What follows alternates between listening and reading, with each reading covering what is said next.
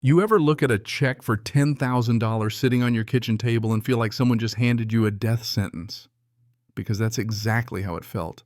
The morning Bethany Ashworth Millbrook Estates HOA president, suburban warlord, and part-time Stepford wife showed up on my porch, her pearl necklace flashing in the sun like some kind of challenge coin.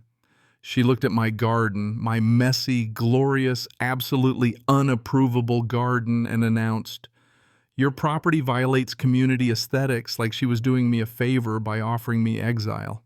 Now, what Bethany didn't know was that my garden with its wild tomatoes and sunflowers wasn't just my therapy. It sat on land personally gifted by the governor, part of a program for broken soldiers like me.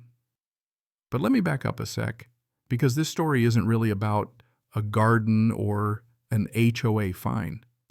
It's about what happens when the wrong person tries to mess with someone who's got nothing left to lose. 6 months before all this, I was scraping by in a Detroit apartment that smelled like cheap coffee and old regrets, living on disability, haunted by the kind of nightmares you don't talk about in polite company.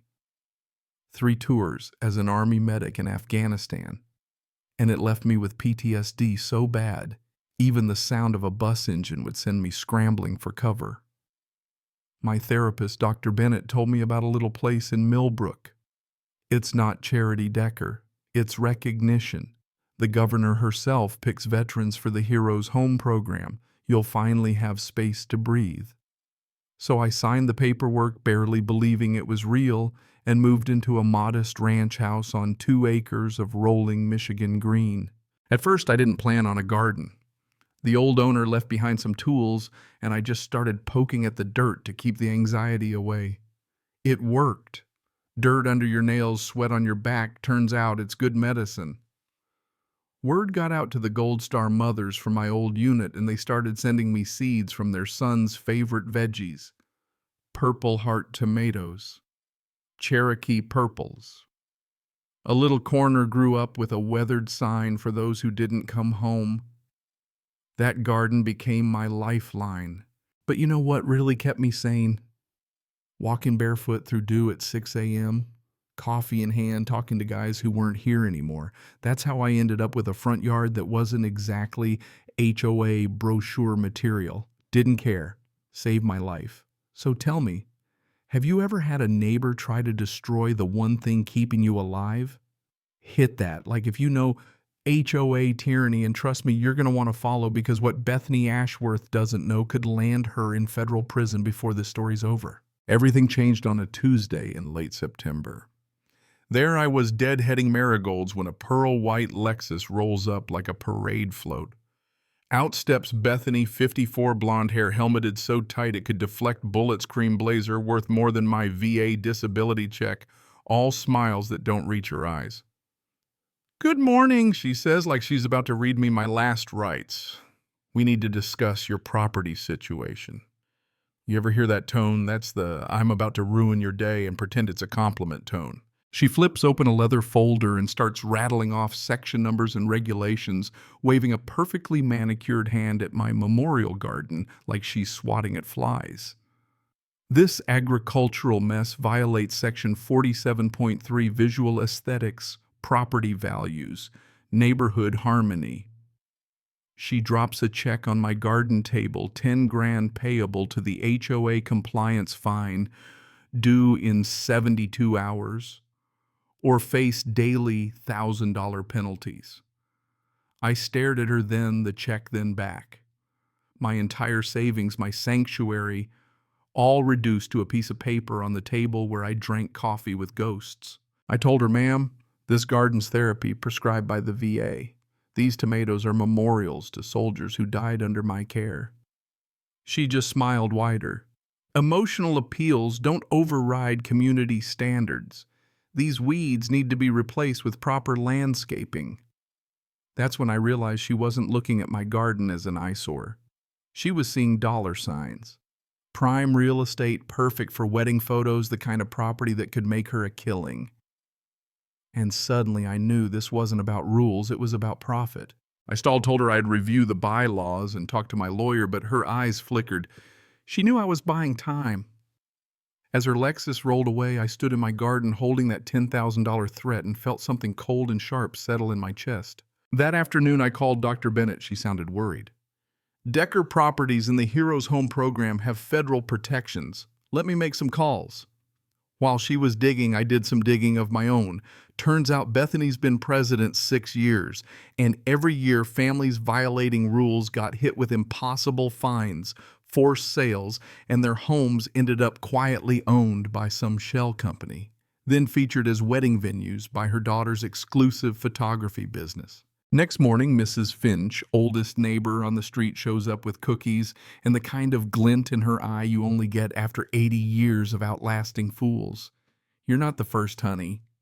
Bethany got the Hendersons over a koi pond, the Martinez family over a kid's playset. Funny, those same yards ended up in real estate magazines as perfect wedding photo backdrops. The dots started connecting. Every violation was just the first step in Bethany's property flipping business. That night, I found Tiffany Ashworth's photography website. There was my garden already rendered, memorial sign gone vegetables, replaced with decorative grass, military heritage, wedding venue, honor your service members in style. They'd already designed my replacement. That's when I decided no more playing nice. The next week was pure psychological warfare. Every day, a new violation: plant height too tall, water hose unapproved, butterfly garden, pest risk, solar lights, unpermitted electricals. By the 7th day, I had a stack of notices and a certified letter threatening liens and lawsuits. That's when Mrs. Finch Tom and Betty Henderson showed up with their own manila folder, 17 violation notices, 31 grand in legal fees, and all roads led back to Bethany's family shell companies. It was time to fight back. Dr. Bennett called Decker. Check your deed for federal protections. If you're right, this isn't just HOA harassment, it's a federal crime. My old squad leader, now a paralegal, backed her up. Find that deed tonight.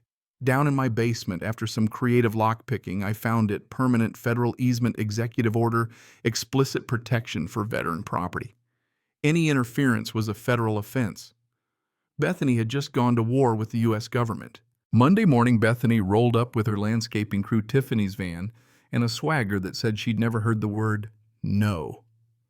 I stepped out with my federal documents steady as I could and let her have it. This is federal land grant property protected by executive order. What you're about to do is a federal crime.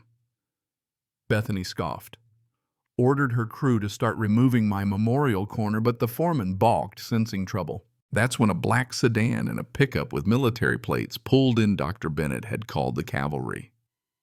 Out stepped a military attorney, a retired governor's liaison, and a federal investigator. They laid out the whole case: mail fraud, wire fraud, conspiracy to interfere with federal property. The crew froze, neighbors gathered, and the tension on my lawn was thick enough to cut with a shovel. Bethany tried calling the sheriff, still convinced her rules mattered. The deputy arrived, took one look at the badges, and told everyone to let the feds handle it. And just when Bethany thought she could still bluff her way out, the federal investigator read her rights, handcuffed her on the spot, and let the world see exactly what happens when you try to bully the wrong vet. Over the next months, federal agents unraveled Bethany's whole operation. Her husband lost his banking license, her cousin Rick got nailed for fake inspections, shell companies dissolved, families reimbursed. The state passed Decker's law, making it a crime to harass veterans or their property. The old HOA got scrapped, replaced by a voluntary association that actually protects people. My memorial garden. It became a state monument, a haven for veterans learning to heal in the dirt like I did. Dr. Bennett and I started a garden therapy program, 12 veterans now and counting. Property values soared. Bethany, she got 18 months in federal prison and permanent exile from community boards. Tiffany rebuilt her business on ethical grounds, and the whole neighborhood found its voice again. 3 years later, my porch overlooks a garden that catches the sun the same as always.